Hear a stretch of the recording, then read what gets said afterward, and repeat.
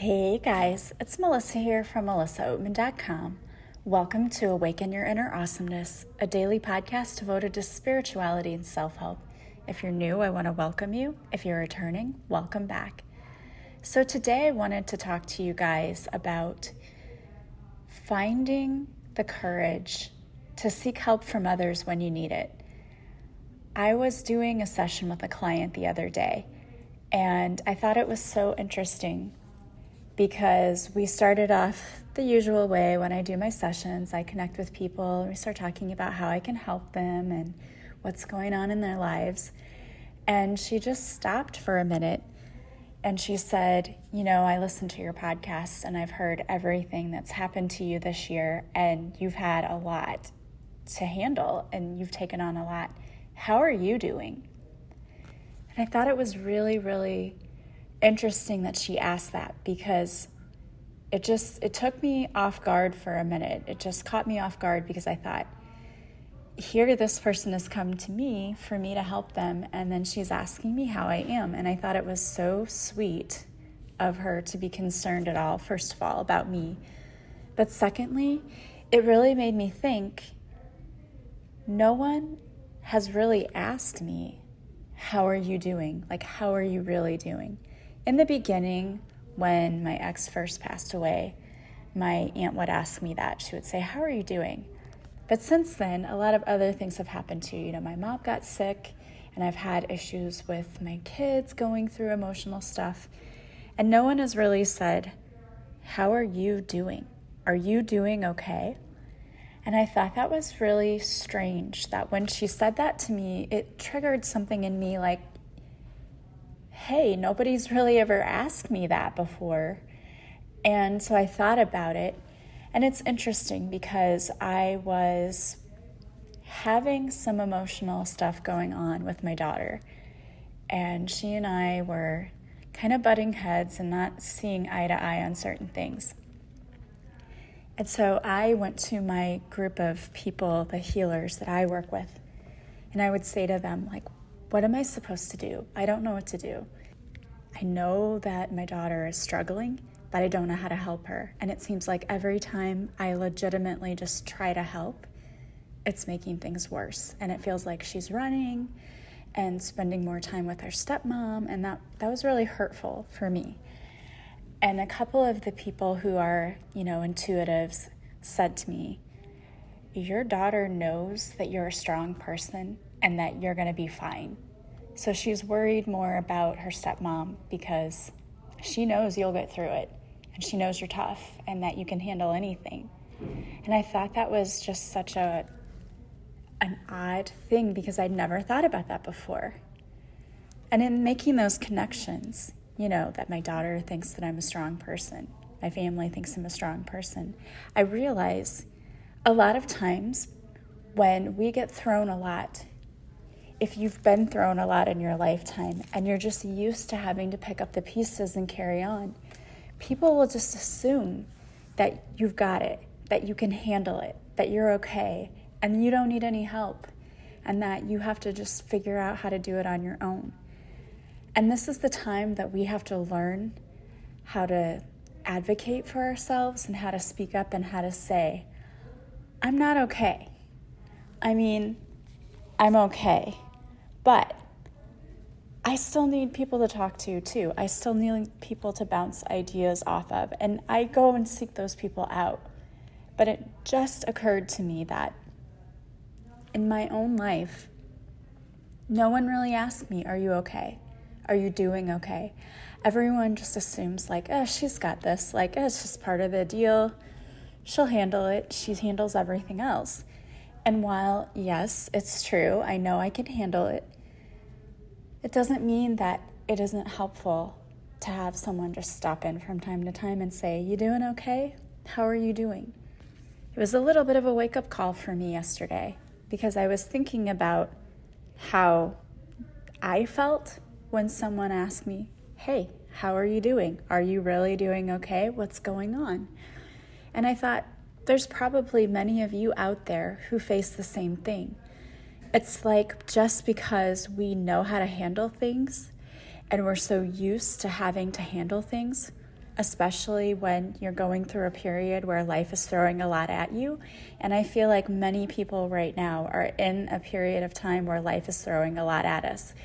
And there are many reasons, because we have the pandemic still going on. Not only that, I feel like we are going through an entire shift in our energy of the earth. We're like shifting to transition into this new earth where our energy is going to be so much different. And because of that, so many people are going through right now what feels like the dark night of the soul. Even people who have said, I've already gone through this. It's like you're going through it again. And no, you're not crazy. It's just we're doing the last little bit of shifting and purging of the things we don't need anymore in order to make way for these new earthly bodies that we're getting. And I was talking to my client yesterday, and we were talking about past life regression. And I said, when you go through and you do these past life regressions, you're not just healing yourself. And she said, I know I'm going to be healing my future, my children's children and their children. I'm healing all of the future DNA. And I said, yeah, that's exactly what you're doing. So it's important for us to not try to skip over this step and just to move to the next thing. It's important that we actually take the time to heal this stuff, because we are clearing away a lot of karmic debts, and we're clearing away lessons that we didn't learn yet from past lifetimes or even from this lifetime that we don't want to take with us into the next. And so it's important to do the healing work, even though healing is oftentimes really ugly and messy. And as you're going through the healing process, it often feels like you're breaking, but you're being broken open in order to be put back together again and be infused with the light from the divine. That makes you even more beautiful than before. And that was what I was inspired by when I titled my book Beautifully Broken. I was thinking about the Japanese pottery that when it breaks, they glue it back together with this paint that has gold flecks in it so that the piece becomes even more beautiful than it was when it was actually whole, before it was broken. And that's sort of what we're doing with ourselves. We're putting ourselves back together. But in doing so, we're doing it in a way that we become even more beautiful than ever before. But it's important that as you're going through this, because it is a process, it doesn't happen overnight. It's sort of like, I even think about my mom's own healing process, because what they kept telling us is, we've got to break you down to build you back up again. So they had to pump her body full of poison, essentially, in the chemotherapy to get rid of and shrink the cancer. And now they're going to be in the process of building her back up again. And first they have to remove it.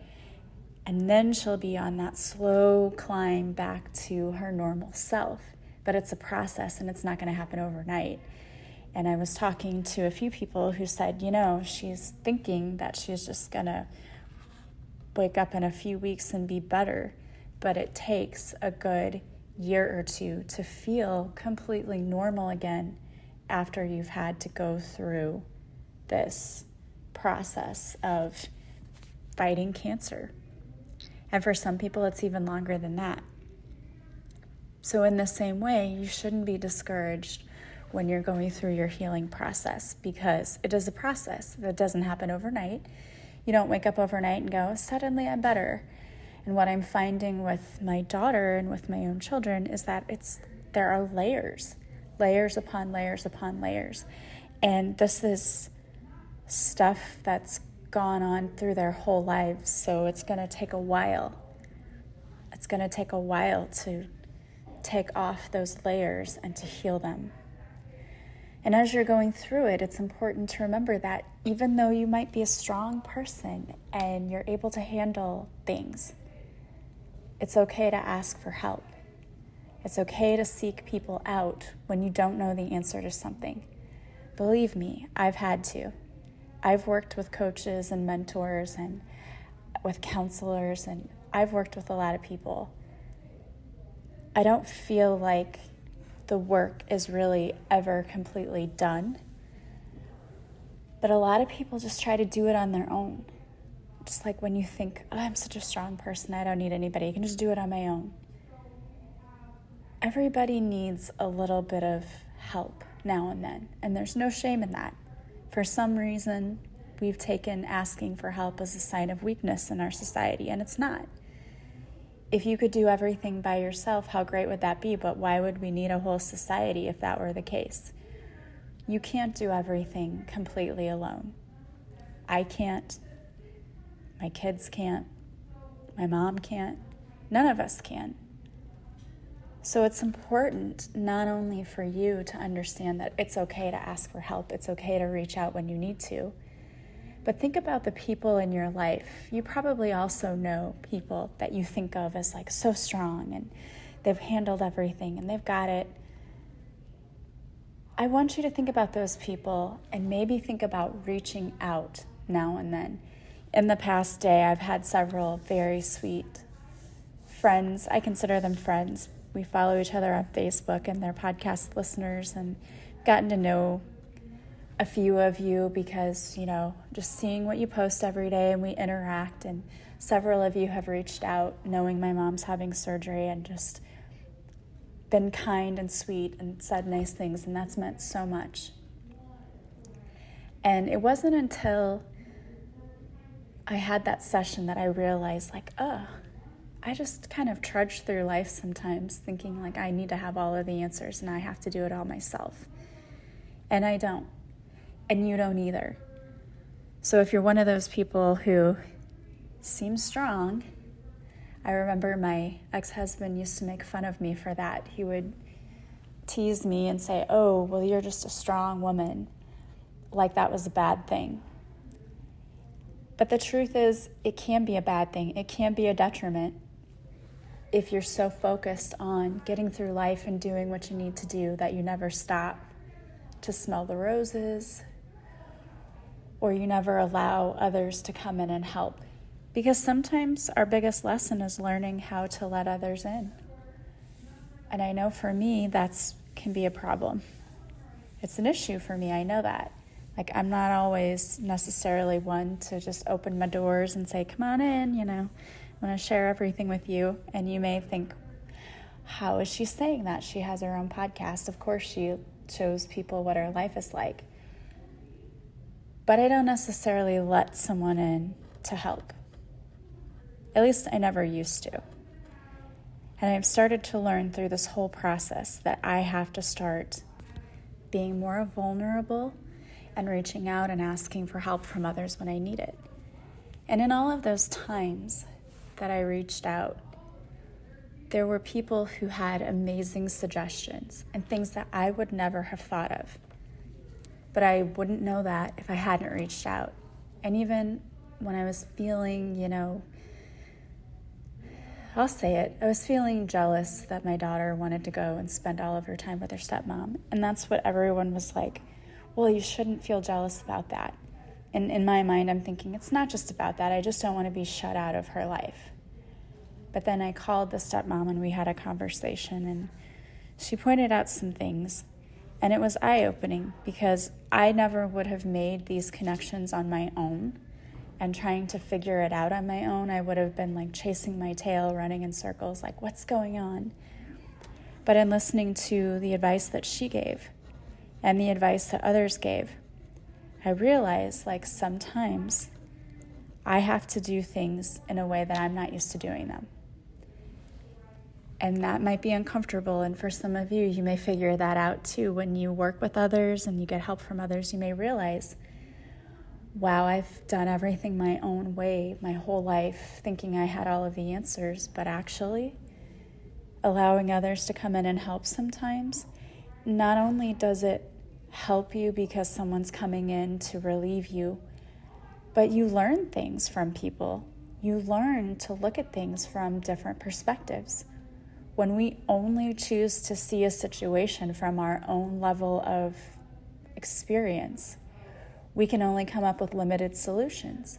And when we go to others who see things from different perspectives, for example, I have a mentor who didn't have any kids of her own biologically, but she was a stepmom. So she offered solutions from that perspective of, hey, I don't know how you're feeling as the biological mom, but I can tell you what's probably happening from the perspective of the stepmom. And it opened my eyes because I wouldn't know. I'm not a stepmom. I don't have any stepchildren. So I didn't see it from the same perspective that she did. So it offered me multiple views on how to look at the situation. And that's the interesting thing. There isn't one way to solve a problem. There are multiple ways. You don't have to attack something just from one certain position.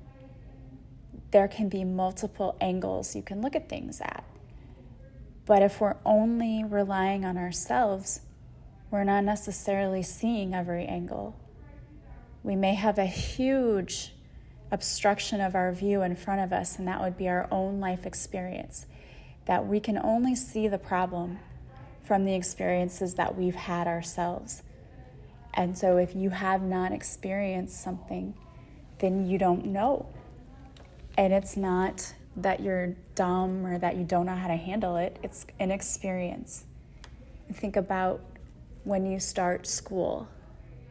You don't know how things are going to go when you first start. We have all of these expectations, but you've never taken that class before, so you don't know what it's going to be like.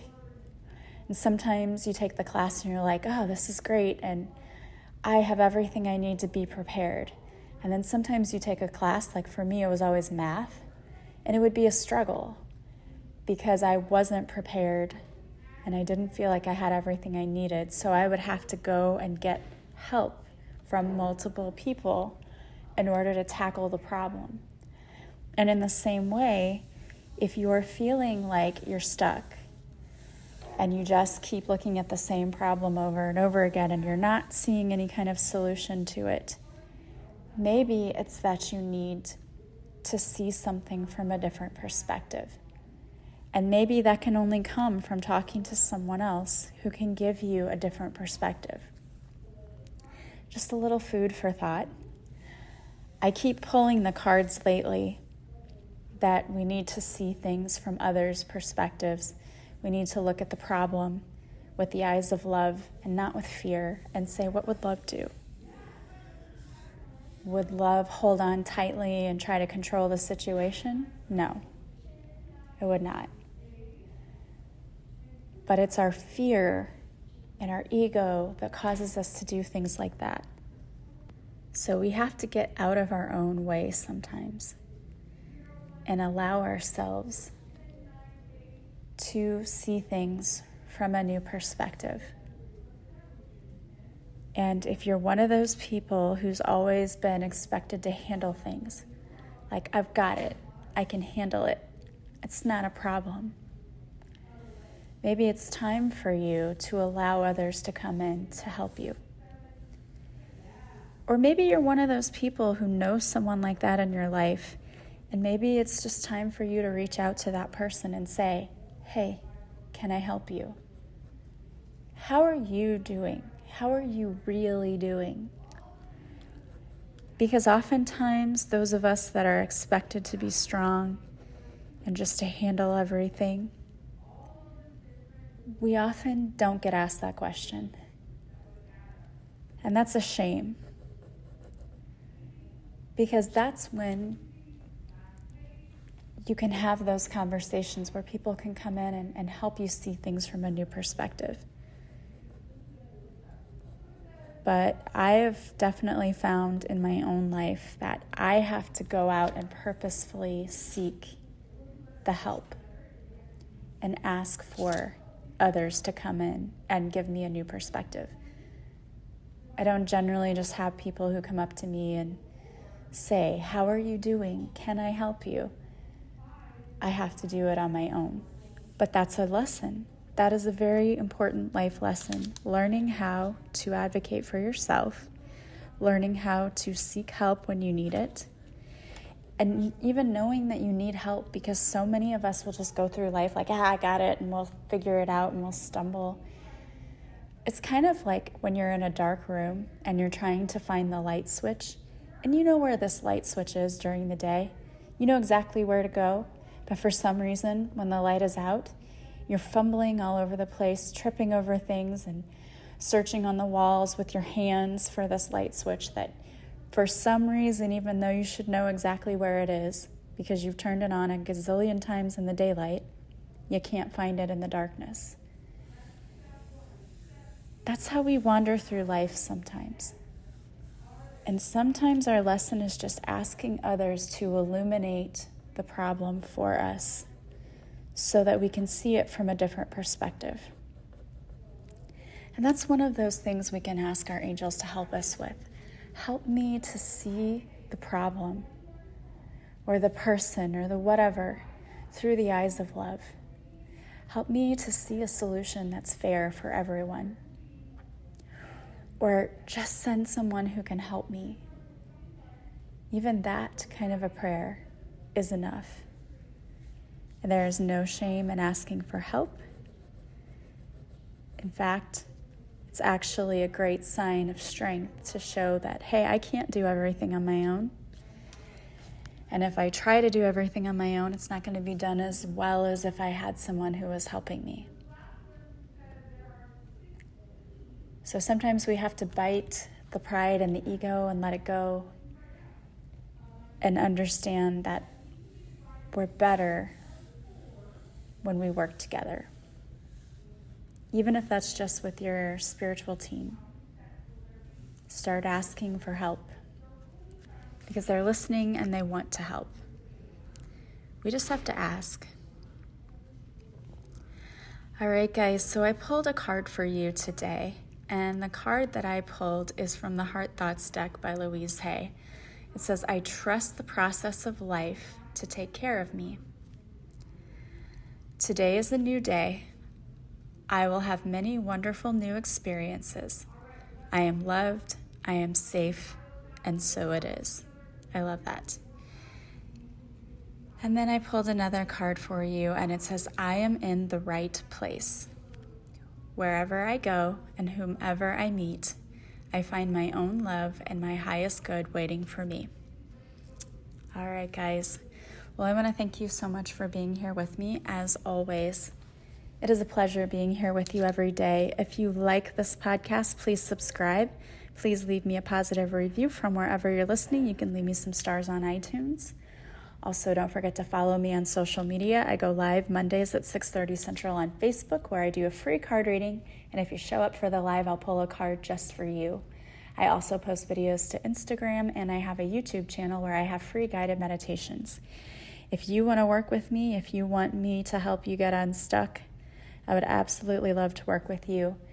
I have many offerings available. You can go to my website, melissaoatman.com. On the shop page, the offerings page, you will see all of the services I offer. You can book directly from the website, and then when you're ready to schedule, just contact me and we will set up your appointment. Right now I have evening sessions available from 4 Central on, and Saturday and Sunday I have from 11 Central to 2, so you can just reach out and contact me.